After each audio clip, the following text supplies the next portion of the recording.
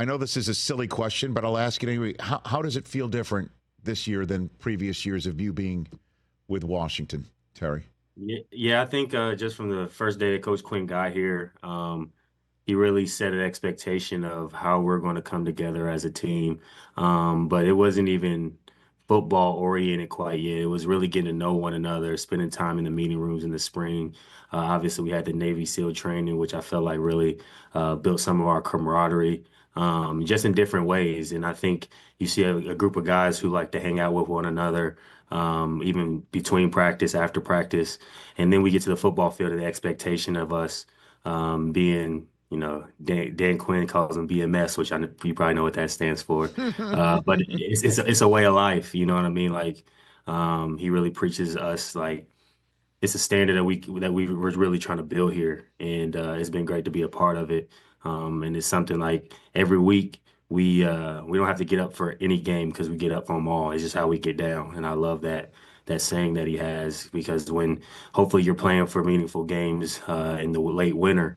You don't got to get up for those kind of games because this is what you've been doing all year. This is the mindset you have each and every day, and in practice as well. So for those who might not know, Terry, Navy SEAL training?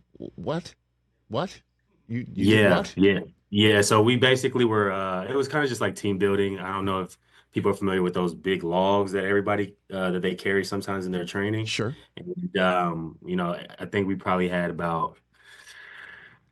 like 7 to 10 different logs, and we were broken up into groups, and there were some guys leading in the group, and then there were some guys that had to follow. But the main objective of it was like we had to listen to commands, and if one guy messed up, then everybody had to start over. Or if one guy was kind of not holding his end of the log, then the other guys on the other end are carrying more weight. You know what I mean? And little stuff like that really builds like the not only the communication but the trust because you're trusting that other guy to carry his weight.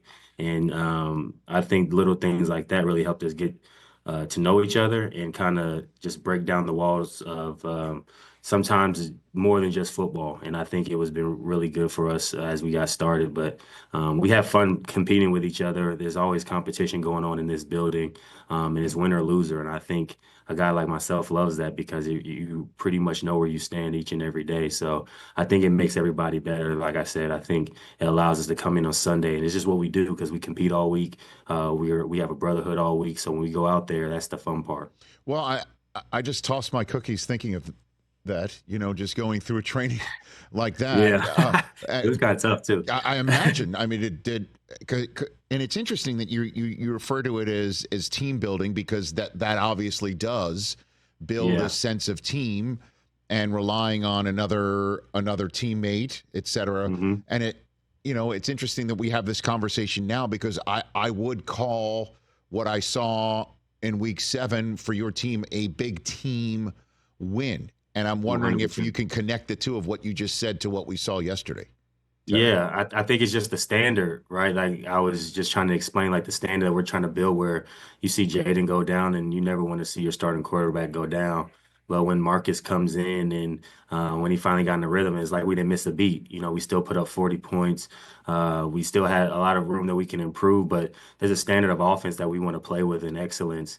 No matter who's back there at quarterback, no matter if I'm out there at receiver, the standard is the standard. And I think Cliff does a good job of echoing that each and every day. Guys who don't have the ball, you're going to finish down the field blocking for your teammates. You're going to be happy for guys who are getting the ball. You're going to do whatever it takes to help the team win. And I think when you see that offensively and then defensively, I think they did a great job creating turnovers yesterday. That gives us extra possessions. They even scored. Dante Fowler had an unbelievable game to show that athleticism. But you see guys just running, even on picks, you see those guys running to get blocks. It's just unselfishness that you play with. I think it's infectious. And then when you see the results on the scoreboard, it makes it even more fun. It kind of just drives home the point of we're building the right things right now. So we still have room to improve, which is the fun part. But I think you saw the Commander identity where we're going to be fast and physical. We're going to create turnovers, create explosive plays, and no matter who's in there, that standard's going to be set. Catch the Rich Eisen Show every single day on the Roku Channel, 12 to 3 Eastern for free.